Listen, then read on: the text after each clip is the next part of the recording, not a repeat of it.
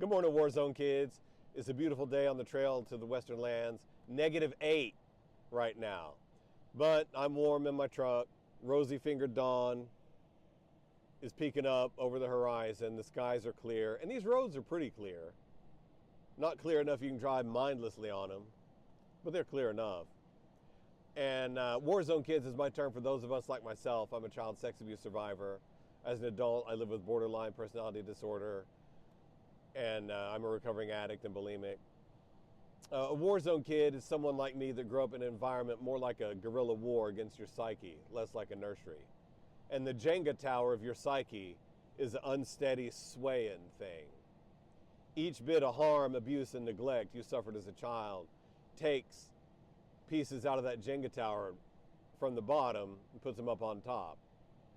And then your tower is a sway, shaky thing by the time you're an adult, and it falls over. That's how the game ends. And the project of life as a Warzone kid is to find your way back to peace and wholeness, to get that Jenga tower put together. I call that project the Trail to the Western Lands. And that's what my life is about in the present moment. And that's where we live as Warzone kids, in the present moment. And I'm doing a few pieces about books that I've written, because some of you have asked about it in the comments, and I really appreciate it. I appreciate the engagement. Thank you for keeping me company on my trail to the Western Lands. I'm trying to do the same for you. So I'm going to talk about Day of the Dead. In the videos I did called Sappho Stones, I talked about, I think in part 3, I talked about this affair that I had. I wanted to knock down, drag out romance. And I had one. And I got knocked down and dragged out. And that experience was a big turning point in my life, because it forced me to reckon with my own high level of narcissism, where you think that you are, as a person with a lot of narcissism, and you may be able to identify with this, because for most of us that have a lot of narcissism in our psyche, you become narcissistic. I think, this is just Ben Johnson talking, I think that a person becomes narcissistic by growing up in an environment in which your actual self means nothing. And the only way that you get any peace is by convincing the adults around you that you are whatever kind of person you need to be to get them to leave you alone, or to dole out treatment that you can tolerate. The only time my life was worth living was when I kept my folks convinced that I was the little boy that they really wanted, not the little boy that I was. And you do that, you live that way for the first 14, 15, 16, 18 years of your life, and you develop a lot of conditioning that you are whatever it is you can convince other people that you are. And the real you is a little shriveled thing that never got to see the light of day, like a mushroom. It just pokes its head out ever so often. That's my understanding of narcissism as a guy that lives with a lot of it. I've never been diagnosed with NPD, narcissistic personality disorder, but really that's just because I never paid a psychiatrist to sit down and administer the diagnostic instruments and write it down. But I check nearly all the boxes for it. And Day of the Dead is related. Day of the Dead is a book I wrote about that affair as it was crashing, as my head was cracking open. I sat down and I wrote that book in about a month. I was on a job. I was living in a hotel in Somerville, Massachusetts for a few months. And I sat there in that hotel room and I wrote that book. And the draft that I printed is not much different than draft 1. That's the closest thing I've ever done to a real Beat Generation Jack Kerouac thing, where you just start out writing the whole thing. Day of the Dead, because that's what I felt like. Dias de los Muertos? The Day of the Dead. Because I felt like my heart was dead. I felt like it had a wooden stake driven through it by betrayal, because that affair wasn't what I thought it was. And in fact, Day of the Dead didn't even capture the worst parts of it, because it was worse than I thought it was even when I wrote that book. But I'll stand by that book, and that book is me presenting to you my psyche cracking up. I called it an erotic memoir because I didn't know what else to call it. And it's mostly the story of like my romantic life, like post-divorce. I spent a lot of time in BDSM land, and I wrote about that. It has some stories that I'm told might be like erotic in that kind of way, like Sexy Times erotic, but it's not like a 50 Shades of Grey kind of thing. It's a story about a guy, the romantic, the erotic element of my psyche cracking up. The romantic part that gets attached to romantically to a woman that I was involved with. And it's how I saw myself at that time.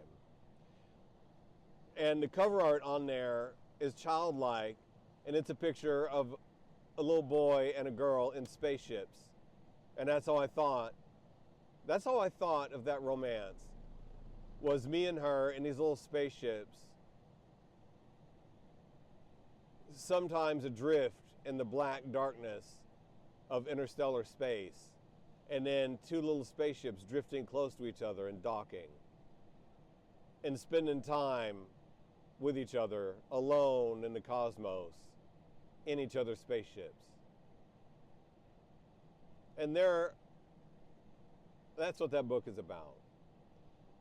It's about my tendency toward flamingly intense romantic relationships, my efforts to put together a burning Jamie and Cersei kind of romance that I was having in my head, and that the woman I was having it with was not having in her head. But I didn't know that because I was fully absorbed, like Narcissus. I was fully absorbed in staring into the pool of my own psyche. I'll tell you the story of Narcissus right now. Narcissus was a fella who, in Greek mythology, and he found himself in the woods, and he saw a reflecting pool, and it was perfectly still, and he looked into that pool, and he saw himself. He saw his reflection of himself in that pool, and he couldn't take his eyes off it. He couldn't stop staring at the reflection of himself in that pool. And his girl, Echo, called to him, "Narcissus, Narcissus, look away. Come to me, Narcissus." And she called his name like an echo. "Narcissus, Narcissus, Narcissus, Narcissus." And like an echo, her call grew fainter. "Narcissus, Narcissus, Narcissus, Narcissus," until it died away. And Narcissus never looked away from that pool. He never looked to the actual girl he was with, Echo. He only looked at his reflection in that pool. And then the echo went away. The echo went away, and he heard it no more. And Narcissus never saw the outside world again. Narcissus never again saw anything except his own face in that pool, his own reflection of himself. And Narcissus turned away from life. He turned away from Echo. And he stayed in his head. He stayed staring at the picture of himself that he saw, the reflection of himself that he saw in that pool. And he died there in those woods. And for all I know right now, somewhere in those woods, somewhere in those Grail woods, is the skeleton of Narcissus, a skull, staring at a skull. Day of the Dead, Dias de los Muertos. That's what that book is about. That's about the most painful experience I had as an adult, and the one that I got the most from. Because that experience of my own head cracking open is what it took for this guy to look away from the pool, to look to life.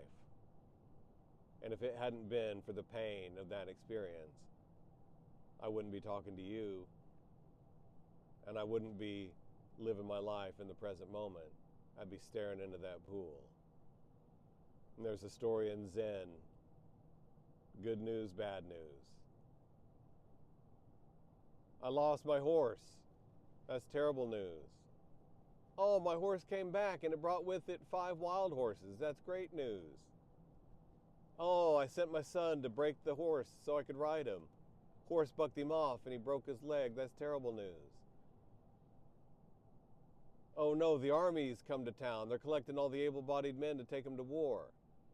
They didn't take my son because he had a broken leg. That's great news. Well, the story goes on and on like that.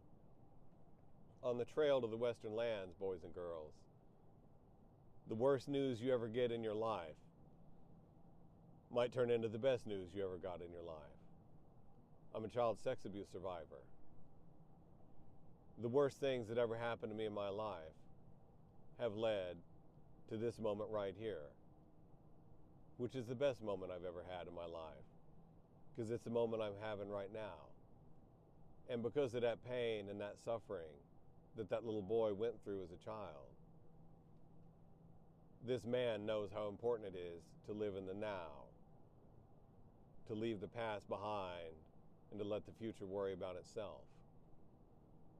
And I can see that about myself because in that Homewood Suites hotel room in Somerville, Massachusetts, I sat there and I wrote that story to myself, of myself, just exactly the way it was in my mind. So if you feel like, it's fairly short as well. I think it's about 40,000 words.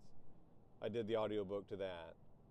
And if you want to hear a story about this guy cracking apart and the story of my romantic, erotic relationships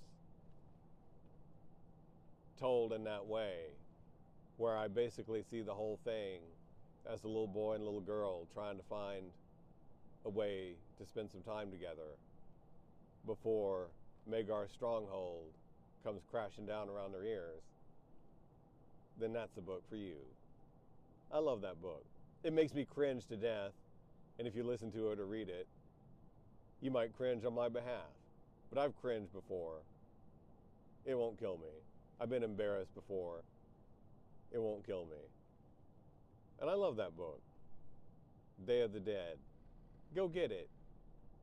I got the ebook. I think that's probably also free on Kindle if you got Kindle Unlimited. I got the audiobook. I'm very partial to audiobooks myself. Listen to it. Let me tell you the story as it happened. You'll be hearing the story of this guy cracking apart. You'll be hearing the story of one of the worst things that's ever happened to me. And I wouldn't change a thing about it, because that's what it took to let me talk to you right now. And I'm having a great day. This snow is beautiful. And with the rosy-fingered dawn shining on it, it's the palest shade of dusty rose that you could imagine. And it's beautiful. Daylight's burning, Pilgrim. Let's get some miles in. We got a lot to talk about. So let's walk in together.